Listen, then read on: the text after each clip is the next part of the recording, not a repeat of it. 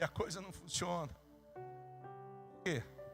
Porque às vezes nós deixamos de consultar a Deus, deixamos de consultar alguém que é mais experiente.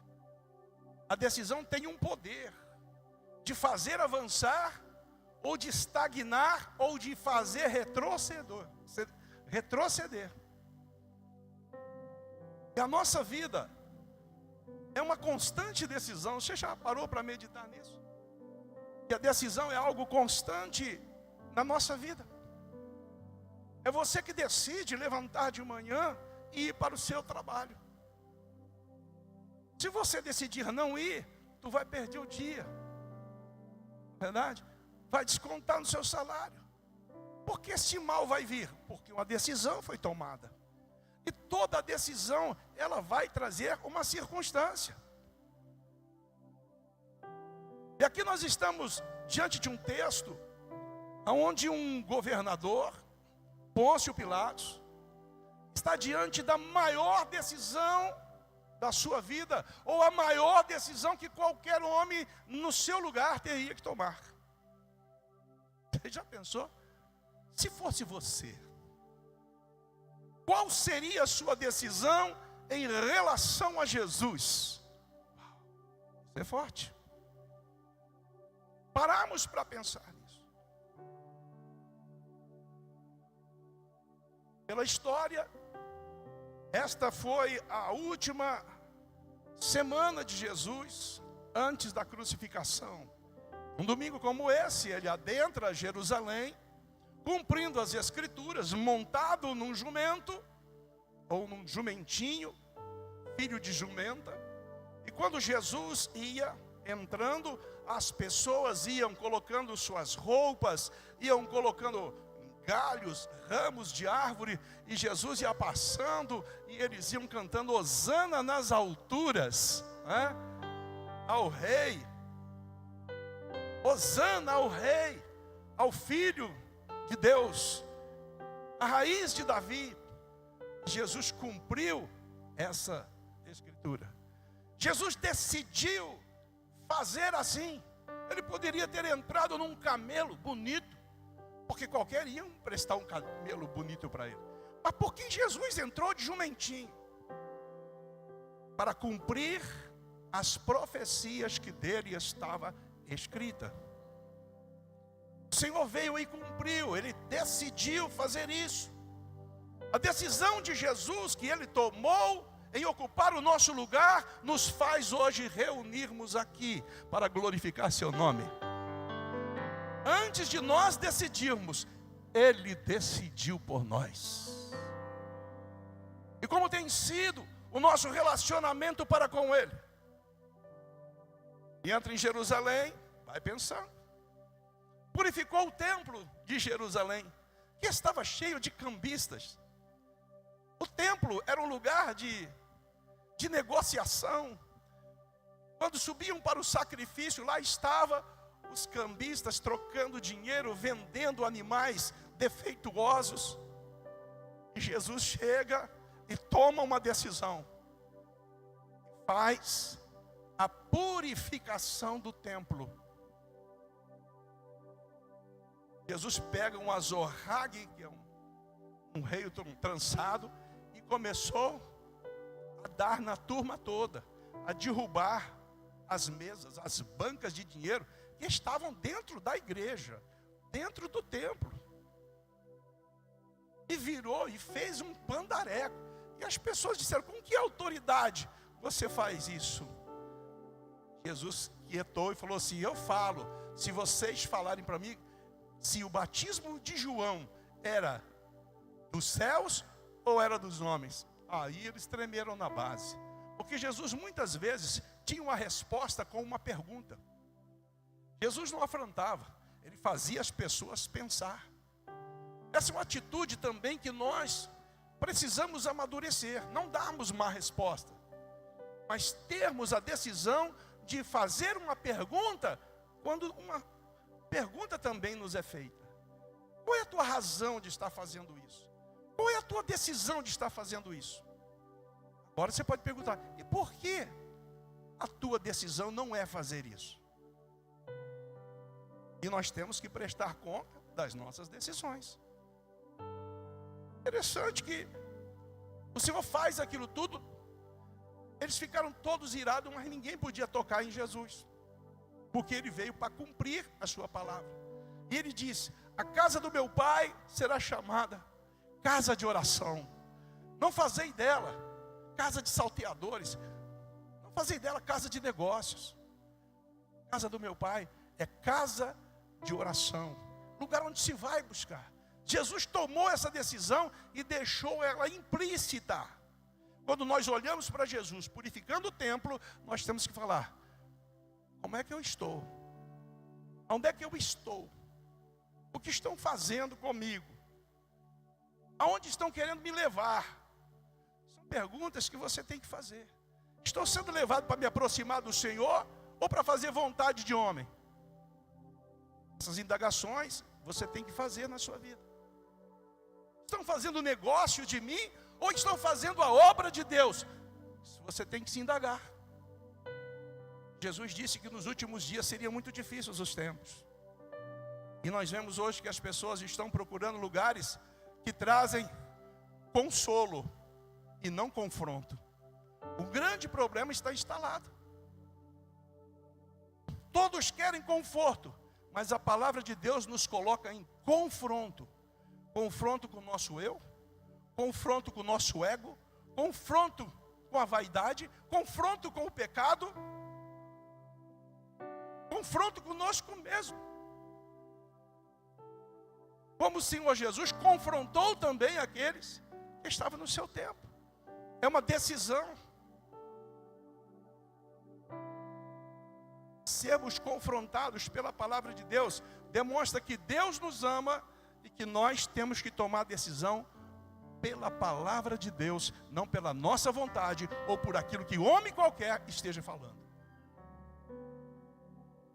Você que tem que tomar a decisão de obedecer ou não obedecer, de fazer ou não fazer. O que você deve fazer? Qual é a tua decisão? Fazer aquilo que Deus determinou na palavra. Se o homem fala segundo Deus, é bom fazer, porque a bênção virá. A decisão de andar segundo o conselho dos salvos e não segundo o conselho dos ímpios, a decisão é sua. Tome a melhor decisão. Nós vimos aqui um estado de preocupação que este governador, o Pôncio Pilatos, estava passando. Num texto para trás, se você for examinar essa última semana de Jesus, ele estava tão confuso a respeito de Jesus e tão assim impactado, porque ele falava e Jesus dizia: tu disseste. Quando ele viu Jesus, perguntou para Jesus: tu és o rei dos judeus? O que Jesus disse para ele? Sim, não. Tu disseste. Tu disseste, tu afirmastes que eu sou. Ele estava tão impactado com Jesus, não sabia. Ele não queria que Jesus fosse condenado, porque ele sabia que por causa da inveja dos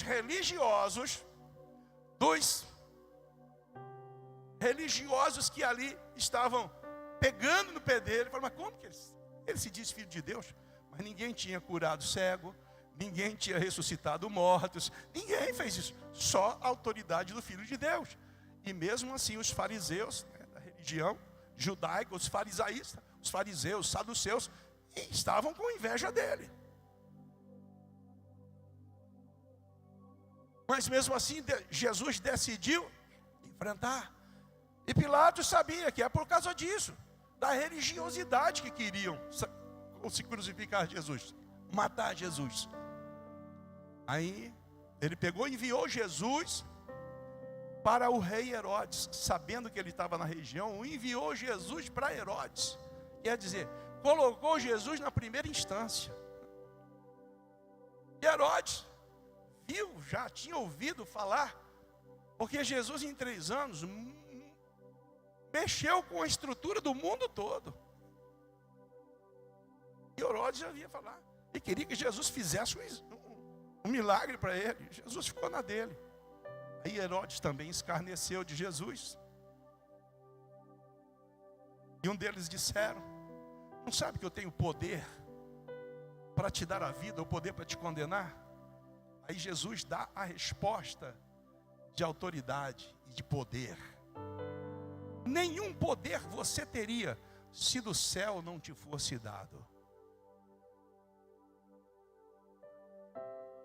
Nós só temos poder para alguma coisa, para levantar, para andar, para caminhar, se Deus outorga poder. Porque senão Ele pode mandar aquele mosquitinho que está passeando por aí, e amanhã você nem levanta. E é terrível.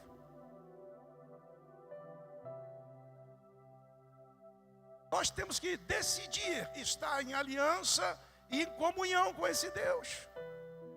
Porque no momento da sua aflição, Ele não correu, Ele não blasfemou, não acusou ninguém. Ele tomou para si o seu compromisso de cumprir o que Ele disse: para esta hora eu vim. Só que foi muito difícil. Estando na condição de Deus, sentado à destra do Pai, Ele dizia: não, Pai, eu vou lá, eu vou pagar o preço do pecado deles. E veio Jesus e se fez como um de nós. Todos o reputamos como ferido de Deus, oprimido. Olhávamos para Ele e não víamos beleza alguma que nos atraía. Mas quando Jesus abre a sua boca, o poder da sua presença e da sua palavra atrai todas as pessoas dele. E Ele disse ainda mais: quando eu for levantado, atrairei todos a mim. Você não está aqui por um acaso, ou porque Jesus falou que você seria atraído. Jesus já estava olhando para você e dizendo: tu vai estar lá naquele culto, meu filho, porque eu quero te abençoar. Eu sou o Deus que ama, e tomei essa autoridade, esse poder, essa decisão de tomar o seu lugar para perdoar o seu pecado. Por isso Ele diz: vinde a mim, vós que estáis cansados, sobrecarregados, e eu vos aliviarei. Tomai sobre vós o meu jugo e aprendei de mim, que sou manso e humilde de coração. Esse é o Senhor que nós adoramos. Esse é o Senhor que nós nos juntamos para prestar culto. Esse é o Rei que nós aguardamos. Passou em situações de muita adversidade. Purifica o templo. Depois Ele vai participar da ceia, a última semana. Fala para os seus discípulos preparar um lugar aonde eles vão comer a Páscoa. Porque a Páscoa ela é uma celebração milenar, instituída por Deus lá no Egito, quando o povo de Israel era escravo. E Deus falou: no momento certo, eu vou tirar vocês daí, mas para que vocês não morram, vocês vão sacrificar um cordeiro perfeito de 1 ano, vai pegar o seu sangue e passar nos umbrais da porta, passar na porta, e vocês vão comer este cordeiro assado no fogo. Durante toda a noite, vocês vão passar comendo. Comam assado no fogo. E se sobrar alguma coisa, queime no fogo também. E vocês vão comer ervas amargas, para que vocês não se esqueçam do sofrimento que vocês tiveram no Egito. E assim foi feito. E o Senhor manda o anjo da morte, então, passar sobre o Egito e eliminar todos os primogênitos do Egito, até dos gados, do animal, da ave. Todo primogênito morreu. Mas o povo de Deus, nenhum deles foi atacado, porque o sangue cobria a vida deles. E Jesus veio para dar um novo sentido à Páscoa, porque Jesus é o nosso Cordeiro Pascal. Vou repetir: Jesus é o nosso Cordeiro Pascal. Páscoa quer dizer passagem, passar por cima. Nós só alcançamos libertação da morte, libertação das amarras de Satanás, Quando o sangue de Jesus está sobre a nossa vida, Satanás não pode nos tocar. O anjo da morte não pode nos tocar.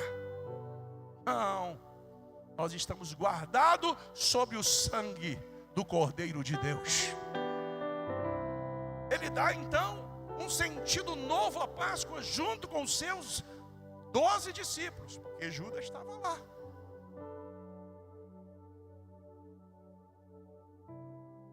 Aí Jesus disse: este pão simboliza o meu corpo, o Cordeiro. Este cálice com o suco da vide simboliza o meu sangue, será derramado por vós. Esse é o novo pacto de aliança que eu faço convosco. Por isso é importante que vocês anunciem isso e pratiquem isso, até que eu venha e dê o tempo determinado. Por que nós estamos ceando hoje? Porque nós estamos lembrando da Páscoa que Jesus celebrou, dando um novo sentido a esta véspera, a esta dia de Páscoa, dia de passagem. É passagem da tristeza para a alegria, é passagem da morte para a vida, é passagem da prisão para a liberdade, é a passagem para a eternidade, meu irmão. Quem tem Jesus, quem adora Jesus, quem tem a cobertura do sangue de Cristo, já tem determinado: o seu nome está escrito no livro da vida do Cordeiro, e tu não morrerás, mas passará. Páscoa da morte para a vida. Aleluia. Isso eu creio, e eu sempre afirmo isso. Escreve aí, Kaique: crente não morre. Kaique falou: pastor, fala as frases que o senhor fala. Mas eu fico no Espírito, eu não falo essas frases porque eu falo, porque o Espírito de Deus coloca dentro de mim. Às vezes nem lembro mais o que falo, mas fica dentro do coração, os sentimentos que nós temos diante de Deus. Crente não morre, passa da morte para a vida. Não tenha medo, meu irmão. Estar com Cristo é melhor do que estar aqui. Paulo teve um momento de decisão, e ele dizia: não sei se eu morro, não é? Ou não sei se eu vou para Cristo. Partir para mim é melhor, mas eu vou ficar por aqui um pouquinho mais, porque eu tenho ainda algumas coisas para cumprir que Deus me ordenou. Nada melhor do que tomarmos as nossas decisões debaixo da direção da graça de Deus.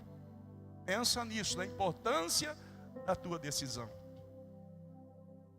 Vai então Jesus para Pilatos, e Pilatos manda ele para Herodes.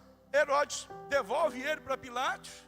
Fala: não acho pecado nesse cara. Como é que nós vamos matar um cara que não tem maldade nenhuma? Difícil a decisão. Como acusar? Como decretar? A mulher de Pilatos teve um sonho, e foi lá e mandou falar para o marido dela: não ponha a mão nesse justo, porque eu sonhei esta noite e sofri muito por causa dele.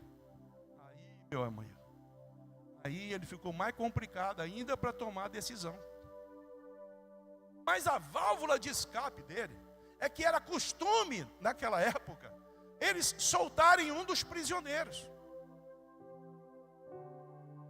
Aí caiu a ficha dele, falou: eu não tenho nada para acusar contra esse. Aí ele pede uma bacia com água, lava as mãos, não é verdade? E pergunta para o povo: a quem vocês querem que eu solte? Veja que a decisão final não foi dele, foi do judeu, foi do povo de Israel, que determinou a quem ele deveria soltar. Como um governador, um bom político, né, vereador, ele fez a vontade do povo, se safando assim desse peso tão grave. Quem vocês querem que eu solte?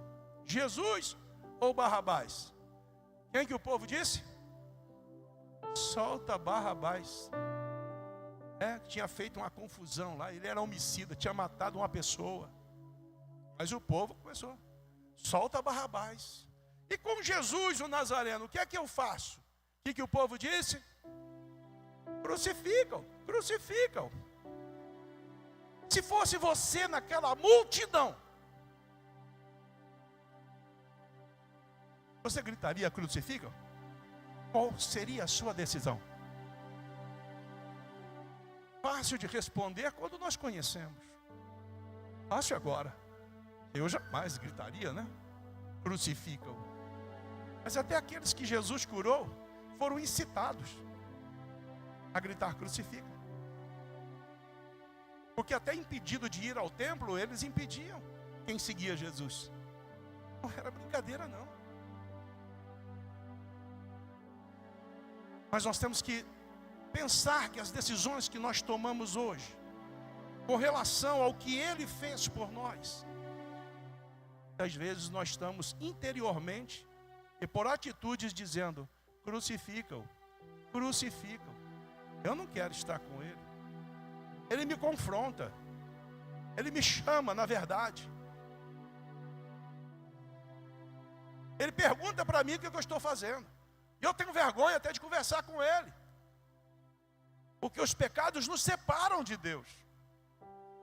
Muitas vezes as pessoas não vão orar, não conversam com Deus por causa do peso do pecado.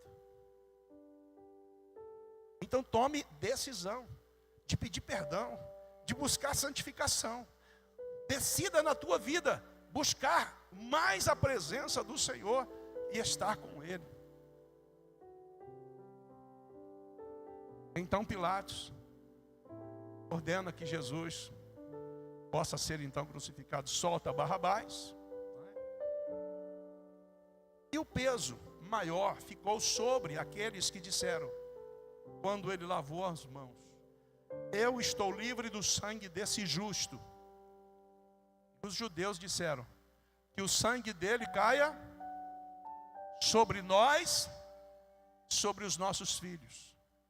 Por que você acha que o judeu está perseguido ainda hoje e está sofrendo?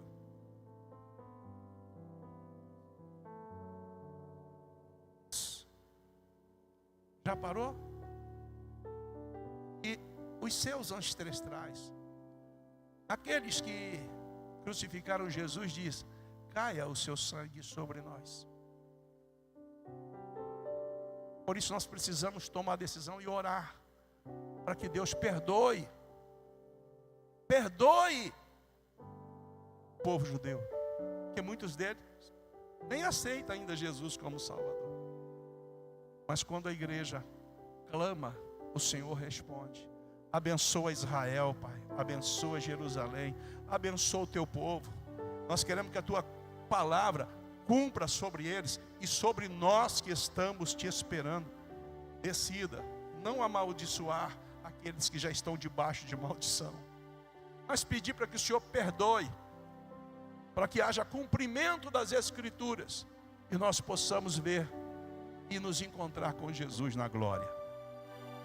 Eles estão esperando, tudo está se encaminhando para o fechamento da graça. Israel já aguarda o Messias, que é o anticristo que vai se levantar. O falso profeta já está aí anunciando um falso evangelho, até no meio das igrejas de Cristo.